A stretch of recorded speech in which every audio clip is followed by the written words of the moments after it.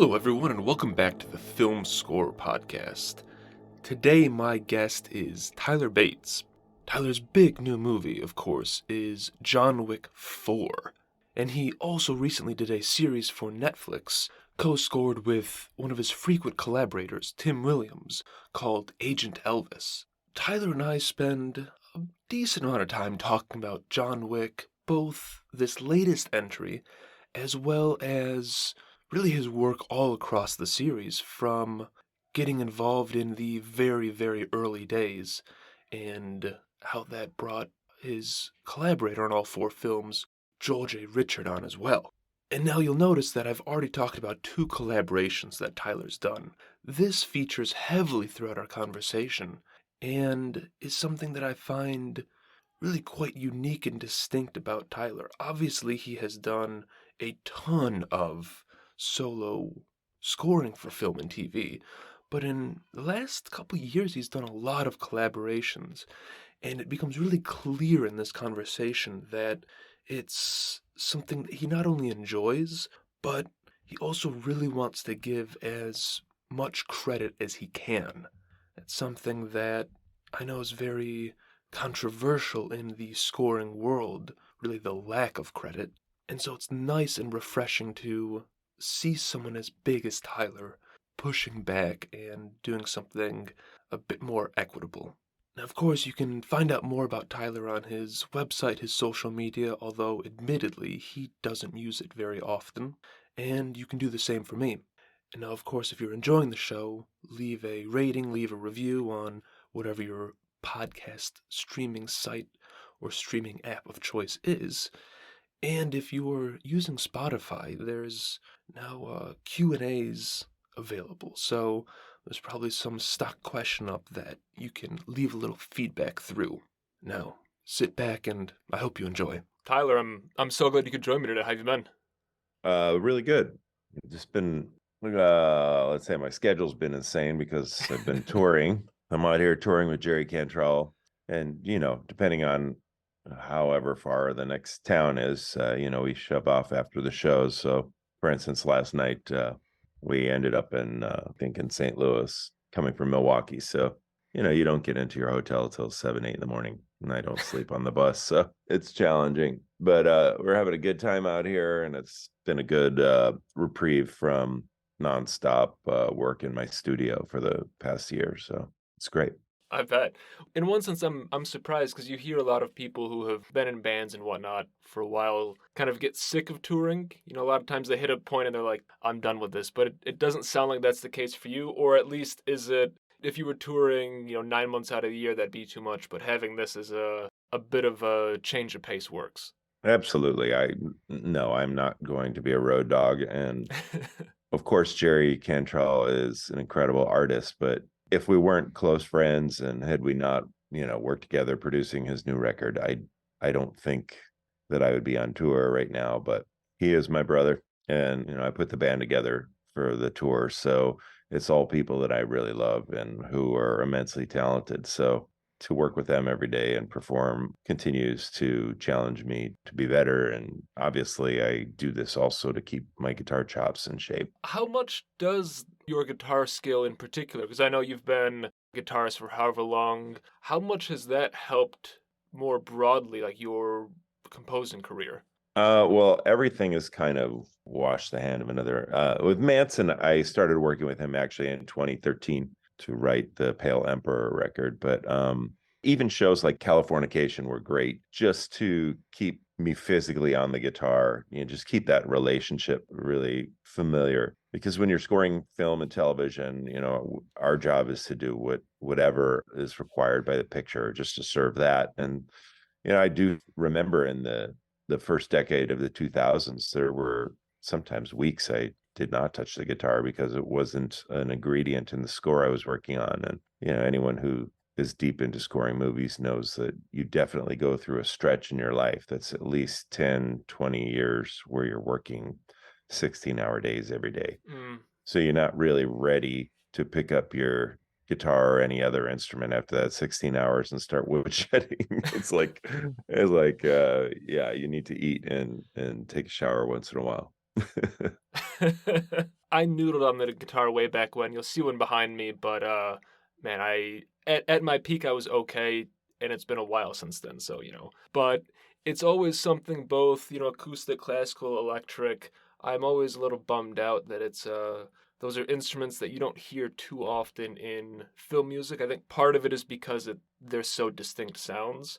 So it's always nice listening to something like the John Wick scores where it's far more, at least the electric guitar, like a far more integral ingredient. So for you having that background, does that feel a bit full circle being able to implement those so much? Of course, I enjoy it. It's not what I'm looking to do on every Mm, project that I work on, but I love to have something that requires guitar viol, things in that family, just to keep exercising that aspect of my mind, which is just really fun for me. Yeah, I'm probably about 30% of where I was when I was chops wise, is when I was 25 or something. But luckily, when I was 25, I was pretty good. So I'm a totally different person now when it comes to the way I play music and my ideas musically. So that's a byproduct of film scoring and working on television shows, and it's informed my guitar playing, which mm, is really cool, because the id of a composer has, if you're coming off of an instrument that was the center of your universe for a long time, and you get into the business of writing music is a storytelling component, you have to look at yourself differently.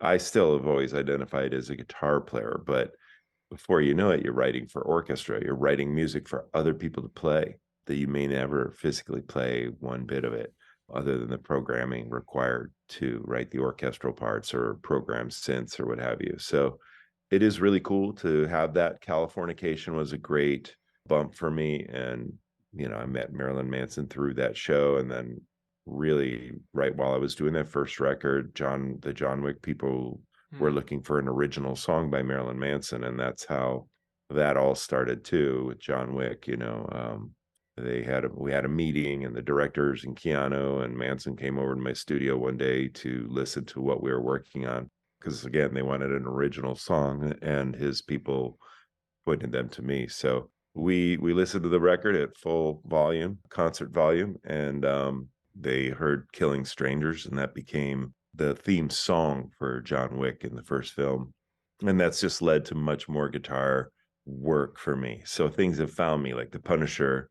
Steve Lightfoot Mm. liked how I play guitar, so he wanted me on that show, and so it afforded me the opportunity to incorporate that into the score. Pretty filthy, like kind of grimy score, which was great. But now I realize how important that is to me, and that's why I make records, write songs with people, and do some touring to support the work that I do on records, because it would be unfair for me to try and satisfy that desire solely through my visual artwork, right? Film, television, games, whatever it may be. I can't shoehorn guitar into Yeah. anything because I want it to be there. I mean, I'm up for any challenge as far as genre and style. I think I'm disciplined enough to not go there, because I have all these other aspects in my life. And then the film and TV work has helped me, working with artists, producing records and writing songs, just because again, my sole interest is helping them tell their story as an artist. So I've obviously, through many years of doing film and television, you pick up some skills as far as how to facilitate that and understand the sensibilities of your collaborators. And I think then more articulate, effectively articulate what they wish to say and how they want to say it. So sorry if my words are a little jumbled. I'm literally like in the middle of the night right now. Hey, Just no worries. woke up. So, but anyway, yeah, I mean, it's really great. It's really fun. I love music so much that I do get great satisfaction working in other aspects of music, especially orchestral music is awesome. That mindset's got to be useful for your growth as a musician, composer, writer, not sitting and being like, all right, I'm only going to do projects that let me do guitar, rock, industrial type stuff. And look, I'm sure you could have done that and still been really successful with that mindset. But as a lifelong musician, I don't think most people would want to just not change, and that I'm sure has forced you and pushed you to grow. Yeah. Well, I mean, just imagine this, obviously, I've been around on this planet a little while. And over the course of 30 years, you figured I've done, I don't know how many movies, probably 100 or something, right? And all the episodes of television, whatever that may be, somewhere near 1,000 or something. And then working with artists also. Then prior to that, having my own experiences with bands and record deals and stuff. I have been in the collaborative company with some incredibly talented people, brilliant people, geniuses, some of them.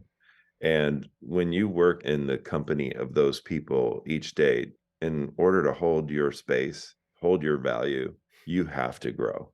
And if you don't grow from working with people like that, you're not present. It's an incredible opportunity in life to work with so many amazingly complex and talented people. And some of it's pleasant, some of it's not, but I've chosen to grow from it. I never felt that I had a choice, at the beginning. It's like I'd work with anyone because I was trying to make my rent, and eat. I didn't come from means or some kind of a stipend to get myself going. I think that would have been pretty cool, actually. But it didn't work out that way. And, we all have our own path. Not that that makes you a better composer or not. It doesn't.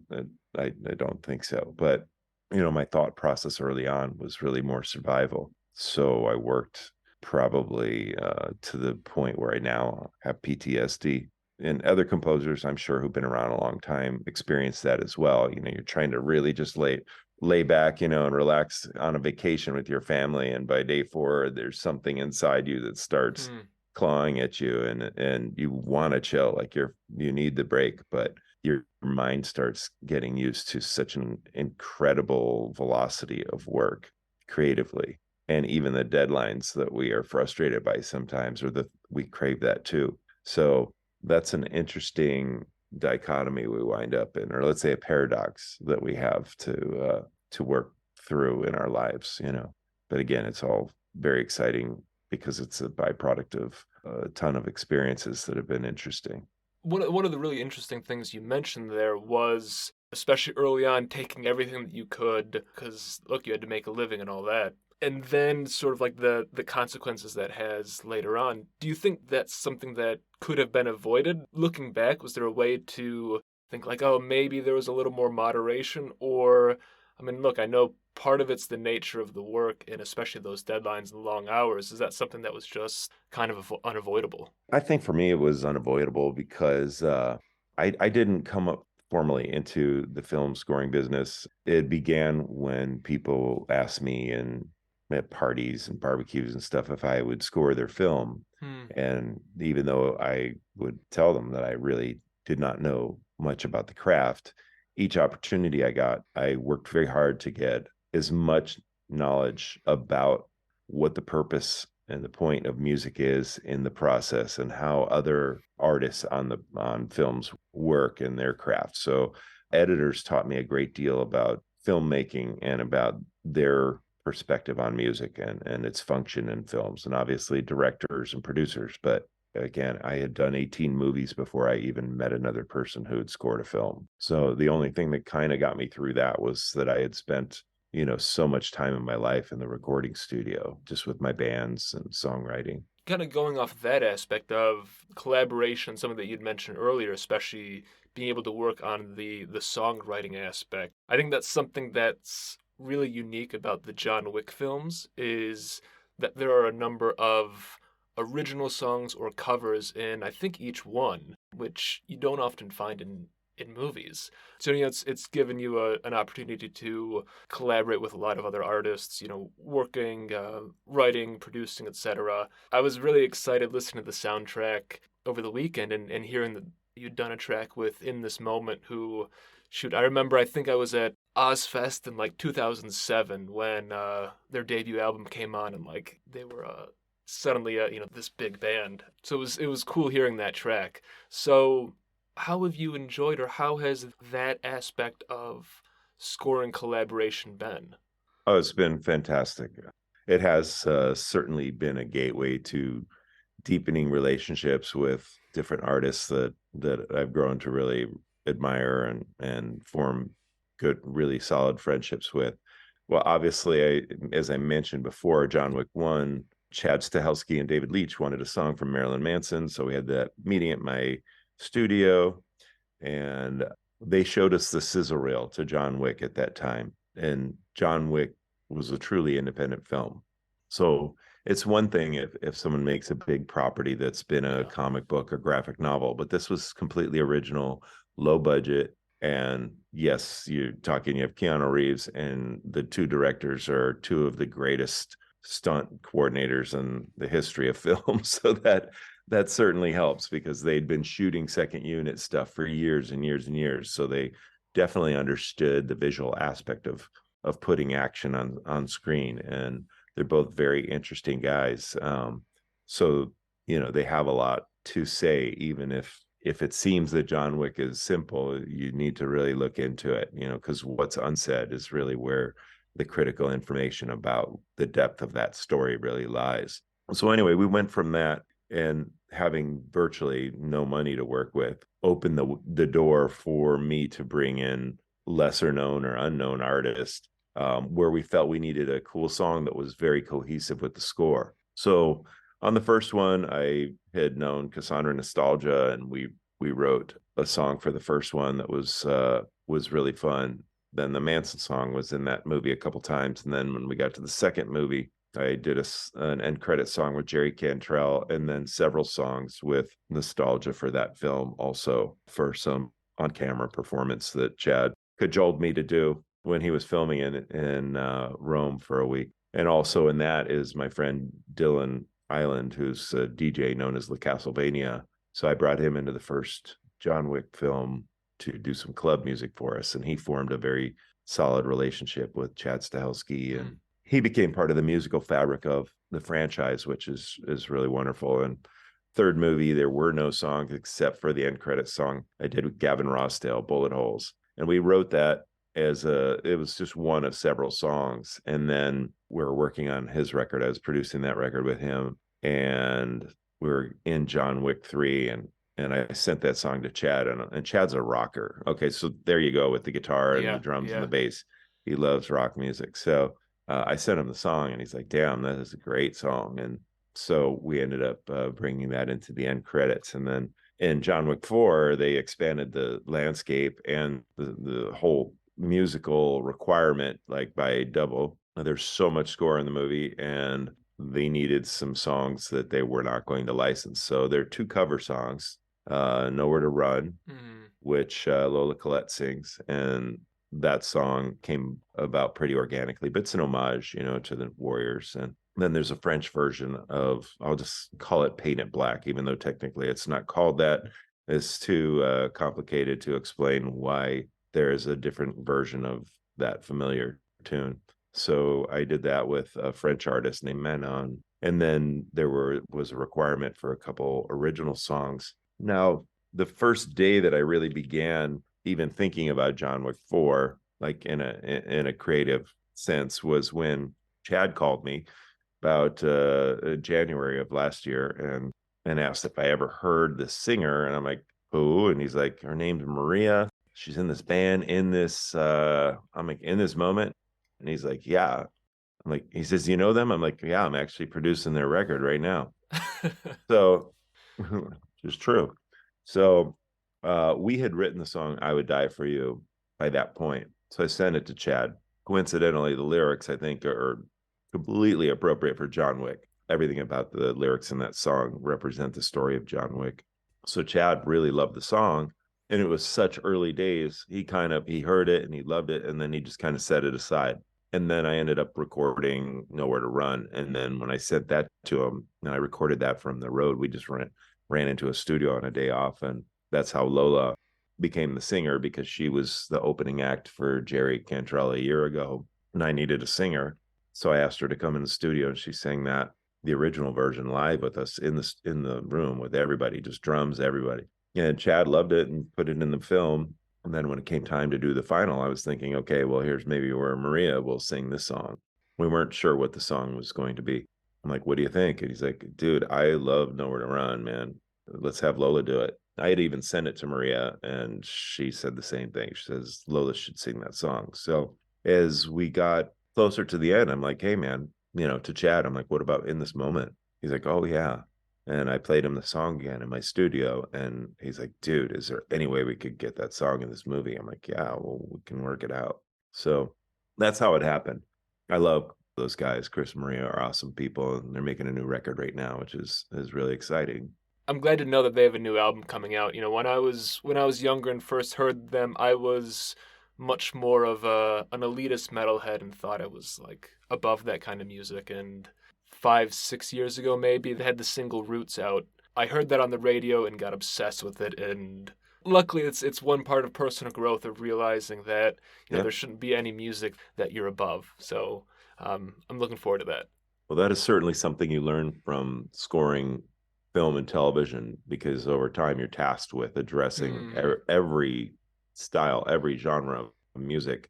And when you start to get into it, especially if you're not previously familiar with it, and you study it, you realize there are badasses in every single style of music existing.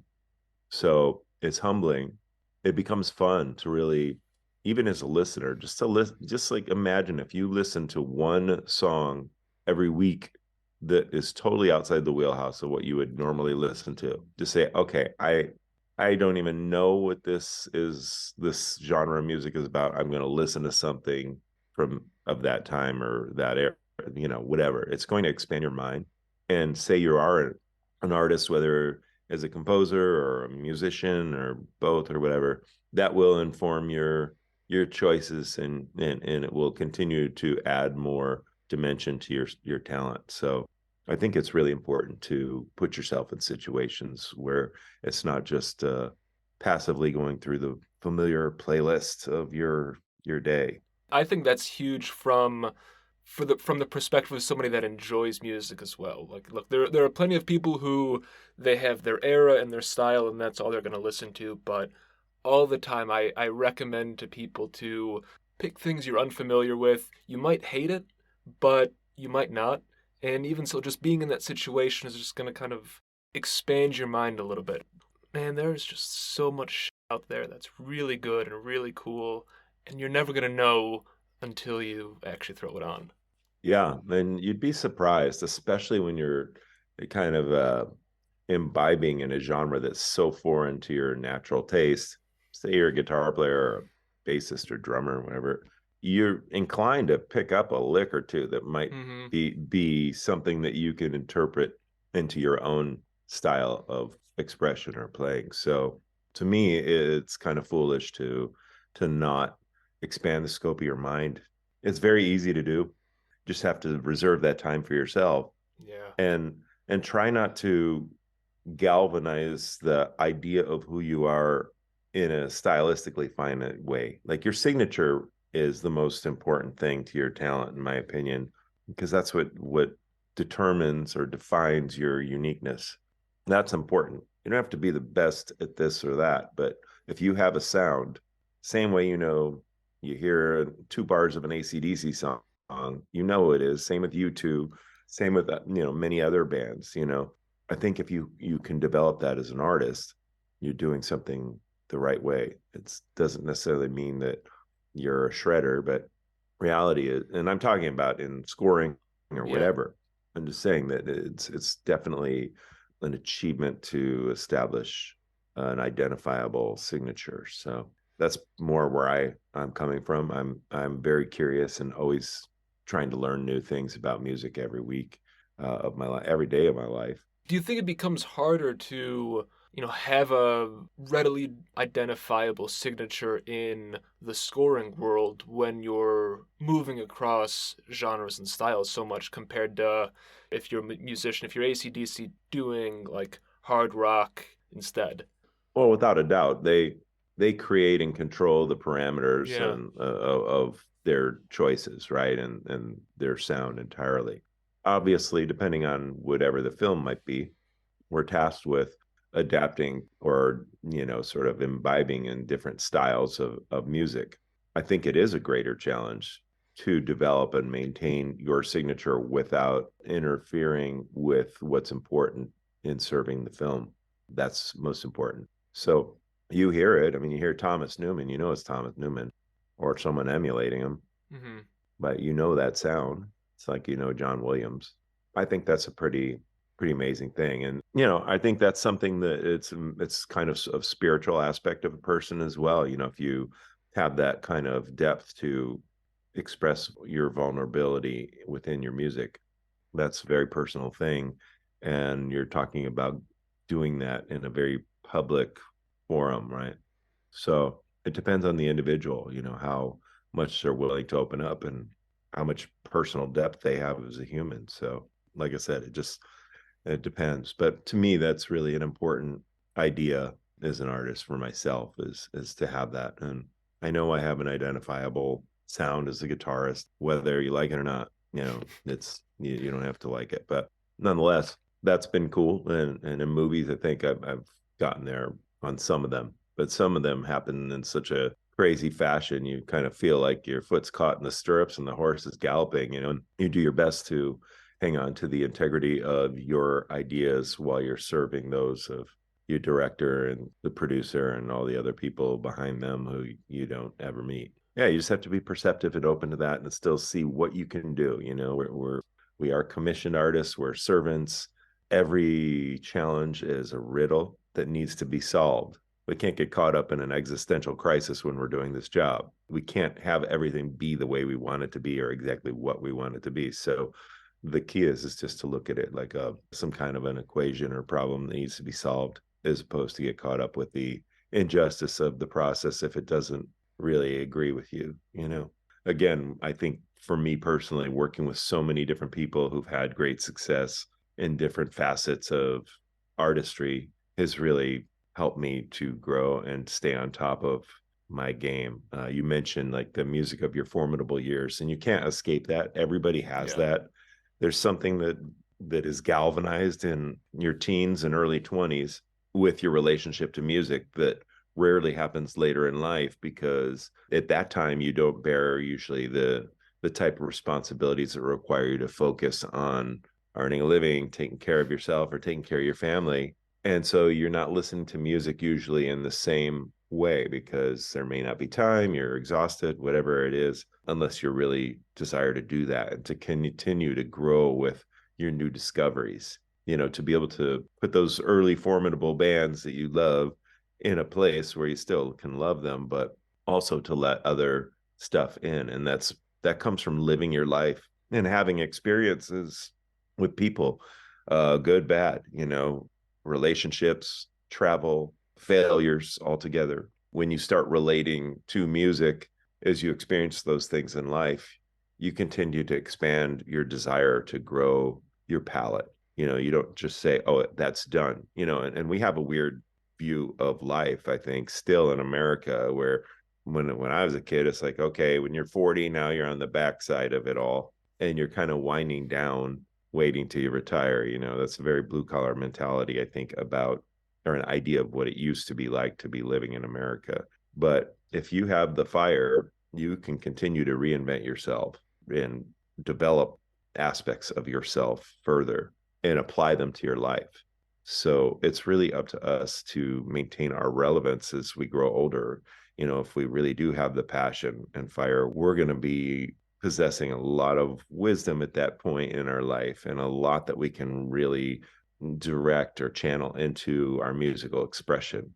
So instead of it sounding like a tired version of what we once were, it can sound like a completely new, energized version. So for me, also performing live puts me in the moment and also makes me be musical in a very immediate situation.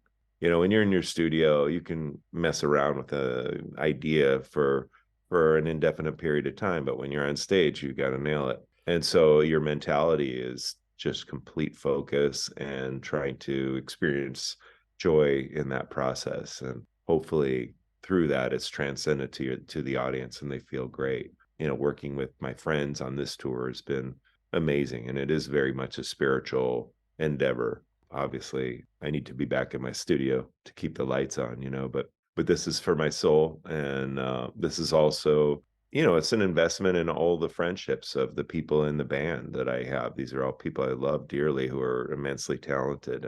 And some of them have been in my life a long time. My daughter's now playing in our band because she stepped in when our keyboardist couldn't make it to Europe last summer. And Jerry just really loves the way she plays and sings, and she sang on his record. So they have their own friendship. That's been an incredible experience to travel the world performing with my daughter. I think it really hit us the day we played with Metallica last summer. It's like, okay, here we are. It was hilarious, Ah, but that's really, wild. really fun. Yeah. Now, with touring with her, playing with her, recording, working on Nowhere to Run with her, how does that working relationship, given it's your daughter, differ from, working with In This Moment, for instance? Um, it does differ, but not the way you might think, because Lola is a professional. I mean, she's had a lot of exposure to music her entire life. She studied classical piano for 14 years very intensely. So I mean, she's disciplined and very bright, super bright. So I love the way she plays. I love her touch on the piano, and that's why I began hiring her for the Guardians of the Galaxy movies. It was not because I was trying to force my daughter into something. She doesn't have any ideas that she wants to score movies or anything, but she will work with us as a colorist.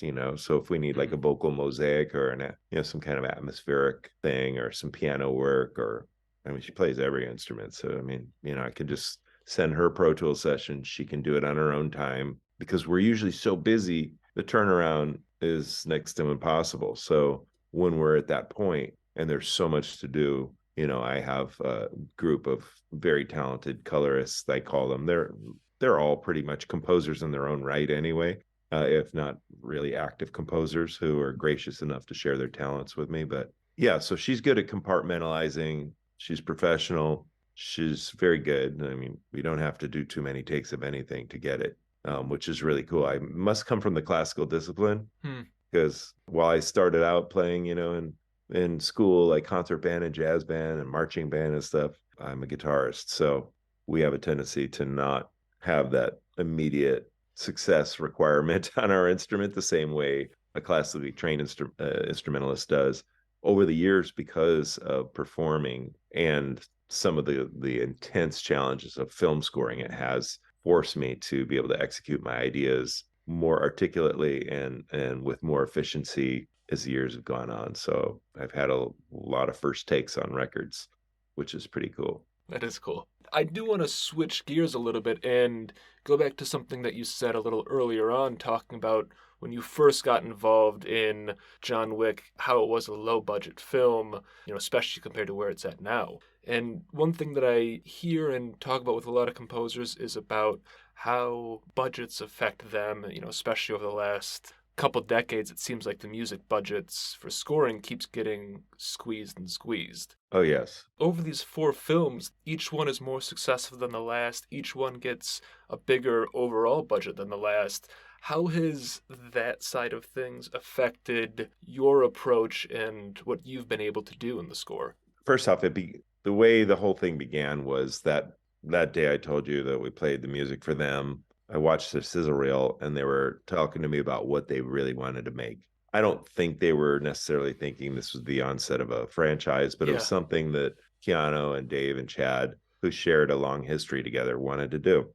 But I saw something in it just in the sizzle reel. I'm like, damn, this is really cool. But I was still working on the first Guardians of the Galaxy, and I think I had like 6 pretty intense weeks left. Mm. And so the next day, the music supervisor, John Houlihan, called me and asked me if I would score the movie. And I was like, damn, I would really love to, but I'm not really available for like the next 2 months. I don't think I can, but I certainly would like to. And then he hit me back the next day and he's like, how about you and blank doing John Wick? And maybe you could just work out the sound and the theme and then come back to us when you're able to join whoever it is that would be working on the score with us. It was an interesting time because Chad and Dave were also, it was a low budget film, so they were out doing stunts and all kinds of stuff during post production to continue to just probably support themselves and to keep everything going. But I thought of Joel right away. Joel Richard, I've known for a long time, and we're very close friends. And he's immensely talented, and we share a lot of similar tastes in music and aesthetics of music. Yet we have some interesting differences of taste too, which I think are complementary. I mentioned Joel to John, and he's like, well, if he would be the person you'd want to do it with, I'm sure it's cool. So I talked to Joel, and he was down with it. So we got together and worked on the John Wick theme and the aesthetic, the sound. And they pretty much just kind of held post production for me to join. But Joel got to work, and some of the signature motifs that have become the fabric of the John Wick sound are due to Joel's unique and great talent, and also an awesome collaboration that we've shared, because we plan each other's ideas and cues, and we talk about it, and we're like just two geeks, the same as if we were playing video games remotely, so we get into it, and yeah, we're just nerds about it, and it's fun to twist his work and for him to twist my work and for us to cross pollinate in the way that we do. We don't sit in the studio and do it together, but I think our friendship definitely helps us feel connected even when we're working, on our own. So it's been really great, and I'm really proud of everything that we've managed to do, because John Wick definitely has a sound. I know that the films are ubiquitous at this point. I have toured the whole world, and everywhere I go, it doesn't matter what country, there are always people waiting outside hotels and venues with John Wick soundtracks for me to sign. And that's pretty cool to see that little movie, that thing that I thankfully didn't say no to, has become what it is. And I'm very, very appreciative of Chad Stahelski for his loyalty and wanting to continue to push to make better movies. I mean, he just constantly adds weight to the bar, and some people might say, oh God, it's the work. And it's like, yeah, but everyone's doing that work. Everyone is trying to create something that is better than its predecessor. So it's been awesome to be challenged in that way. And John Wick 4 was just massive. And I think not just predecessors, but it's really set a standard for just contemporary action films as well. I mean, I don't know how often you come across these things, but like you go on Twitter and people from an action film fan standpoint like love these movies. And I remember watching the first one around when it came out and just being totally surprised because it was not the type of action film that you were used to seeing. Yeah, they're it's emotional in a way that I think people can relate to very simply. And I think that was really powerful in launching John Wick. And then obviously people who became fans understand what John Wick is carrying in his head and his heart. And so that seems to be an emotional intrigue, I think, that is a draw, besides how visually incredible it is. I mean, just the color palettes are always super fun to work with as a composer. Yeah, so I mean, I think that's really cool. And over the years, it's been a real exciting experience to work with a director like Chad, who is a complete disruptor. He doesn't care what other people are doing. He's doing what he wants to do. And in a film like John Wick, he's not bringing someone in to show him how it's done. He shows you how it's done. The guy is an incredible martial artist. He's an incredible fight and stunt coordinator, trainer, director, cinematographer. He has so much intense experience, and he brings that kind of fire, the way maybe like a military veteran or an athlete might, you know what I mean? And because he can visualize everything himself, and he's probably done some variation on these stunts throughout his career. I think he did some professional fighting and stuff too at one point. So I think he's a pretty tough act to match. And I know that. And sometimes the process is really, really challenging and frustrating, because the picture's changing every 2 seconds, and you have to continue to keep your music current with how the film is flowing. Ideas change.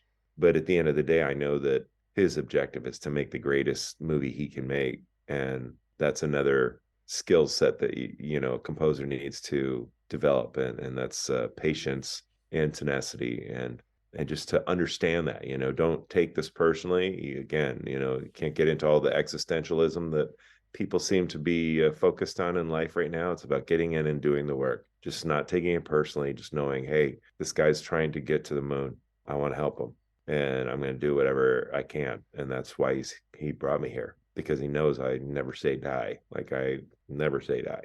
Joel is the same way. We both grew up on ranches, doing really physical labor as young kids. So I think that's ingrained in us as well. That's why we're insane and work around the clock. Building off that, and it's something that I think's been a theme throughout this today, is collaboration. Not just with Chad, for instance, or Joel across the four John Wick films, or even your various collaborations with artists, whether it's writing, recording, producing. But I think it's a little unusual seeing you co-composing so often as well. I mean, you take even the last year or so. In addition to John Wick 4, you work with Tim Williams on Pearl and on Agent Elvis, which just released, and with Chelsea Wolfe on X, which I was like so extremely excited to see her involved in that, because like I love her solo music.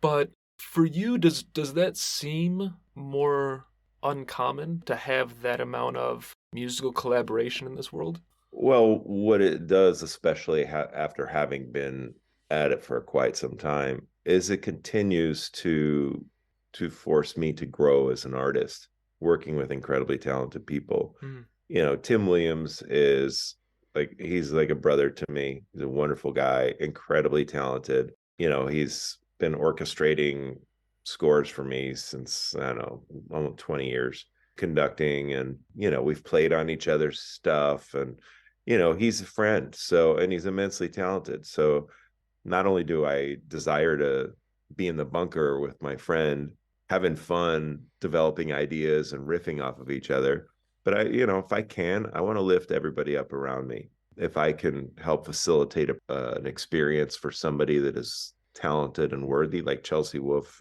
she and I did a song together for a soundtrack album I did for Dark Knight's Death Metal, yeah, for DC. And Mm. I am totally taken by her and her music, and she's an awesome person. And she had expressed to me right at the time I was just getting into X with Ty, before the score even began. We had talked conceptually about the score, and Chelsea had also mentioned how much she would love to be involved in a score. So I turned Ty on to her, and he was into her voice and liked her when he met her, and we did it, and it was really an awesome collaboration. It's fun. I don't give a damn about being the lone person on the top of the hill. I really don't care. I know that people who know me, they get it. I know that when I play guitar, even I'm going on stage every night with Jerry Cantrell, who is a rock guitar legend, and I'm just the other required guitar player that people didn't pay to see. I know who I am, and I know that my signature as an artist and as a player still comes through what I'm doing, even in that situation. And Jerry, as gracious as he is, does create as much space for me as he possibly can without probably pissing off his fans. But I love that. I love experiencing things like Joanne Higginbottom has worked for me for a long time, and she has busted her tail, and she has grown so much as a composer that she's working on these properties regardless. I mean, the tempo of film and television is insanely fast and intense, and a single person is rarely going to be able to turn a very densely scored television show or an action movie for sure. You're not going to be able to turn it around on your own. You just cannot do it, especially if you like get the stomach flu or something. So Joe has worked with me for a long time. She's really cultured in my approach to various styles of music and in the context of film and on record. So over the years, she became more a part of the creative development of the ideas. And I just thought, well, she's there now. She's deserving to be credited, not just as a programmer, but as a composer. She earned it. So I think it's the right thing to do. Again, like I said, I don't care about the optics. I really don't care about any awards or acknowledgments. I appreciate all that. But for me, the most valuable reward, besides having the opportunity to work, is being able to imbibe in great collaborations. That's not to say that I want to do everything with another person for the rest of my life, but I like to make it a regular part of my life. I mean, Tim and I had so much fun working on Agent Elvis. It was just a blast, and it really brought us a lot of levity at times when we otherwise had some challenges in our lives, personal lives, just stuff that is emotionally, draining. So I think, experiencing that with someone else really helps you cope with some of your experiences, and it helps you laugh and helps you dream about an idea and work on it together, or kind of volley ideas back and forth, and you grow from that. So I want to continue to grow, so that I have a very potent voice, in all of this for, the foreseeable future. Again, if someone's working on something with me, if I'm allowed to do so, they're going to be credited. And, additional music credits are not going to help a composer very much. Programming credits don't help very much. No one cares. And I hate to put it that way, but really, composition credits are the ones that register.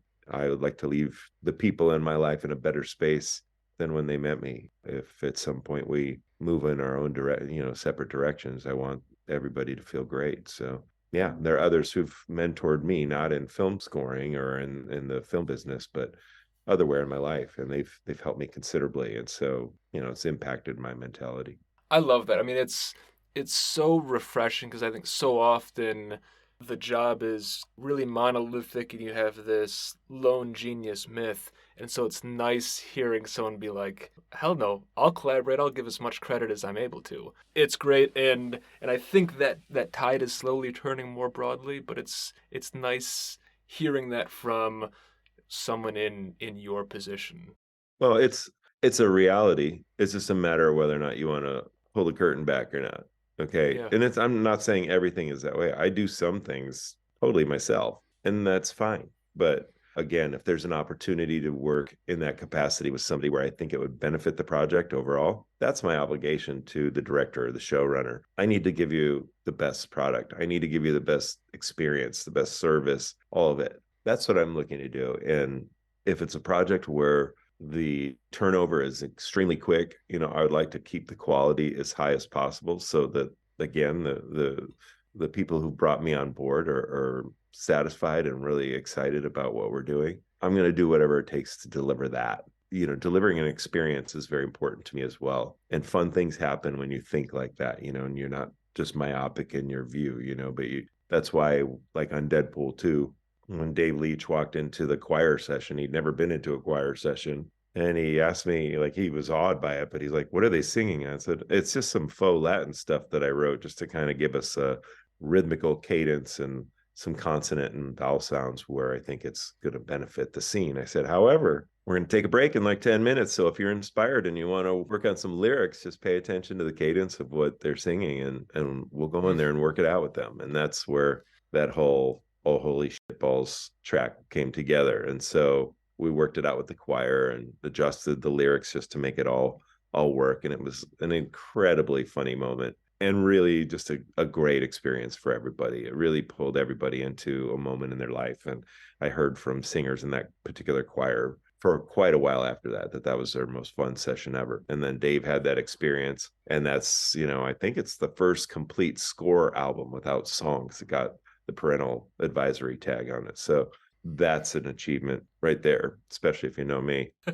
you know I am a bit disruptive too, so I don't mean combative, disruptive. I like to just try different things, and sometimes I succeed, sometimes I fail. I don't enjoy failing, but I try and take from it everything I can learn, so that next time around when I swing for that shot or whatever, that I nail it. So it's all a process, and sometimes working with other people, who share a different vocabulary, with their unique vocabulary with me, helps me grow as a person and as a composer. But it's not like I'm only in the co-composing business. It's just Right. this couple of years, it seems to be a lot, and it's much easier and more gratifying to me to give credit where it's due, and instead of to say it's all me, and post stuff on social media. If you look at my social media, it's pretty boring if you consider. I saw the other day my Instagram account was open in 2011, and I didn't even open it. James Gunn opened it. I know we're in 2023, and I've been a lot of places, done a lot of stuff. I think there's like 70 something posts. It seems like some people do that in a day. I don't know. I don't follow it all. I really don't. I know that I'm involved in so many things that people have opinions about. It's not really my concern, you know. As so long as my director's happy and I'm proud of the work. Everybody pontificates and thinks they understand what is even going on. And I'm not putting anyone down. I really appreciate all the fans of film music. I'm just saying, unless you're there in the experience, you have no idea what it was. I mean, there have been times where I delivered a movie score like on Hobbs and Shaw, and the head of music at Universal is just like, man, I don't even know how you did it. I don't know how you managed to give us a score, because the picture was changing so rapidly and the storytelling was changing because of the composition of the acts in the film. It was constantly like working in a hurricane, but the people were great, and you just push through it. You keep yourself calm, and if you do that, you have a good chance of delivering what you're expected to. So I just try and keep my head cool always and take in the information that's critical for me to succeed in my task. But again, I learn a lot from working with people and seeing their perspective, their approach to creating. So as far as the collaborations are concerned, I wouldn't say that you'll see everything with my name and someone else's name on it, but I'm really, really proud of working with Joel on John Wick for 4 films. I mean, to do an entire franchise is amazing. That's a very rare air in the composing world. And Tim Williams is one of my best friends. I love him. So why not do the thing that we both loved so much together? Because we work together anyway. Same with Joanne, Chelsea, great artists. I really admire her, and there's so much value in the experience of working with people of that caliber or talent. It's awesome. I love it. I love it. I mean, and that's as juicy as the negative experiences can be for some people. Hearing like the uplifting positive side, I think is I like it so much more. And I think that's a really nice place to wrap things up on, leave on a nice high note. So once again, Tyler, I really do appreciate you talking with me. I know we ended up going a little over an hour at this point, but there was too much good stuff to ask and hear you talk about, so couldn't stop. I'm going back to bed. I slept like 2 hours in 2 days. So, yeah, but it's been a pleasure talking to you, Nick. And thanks for having me on.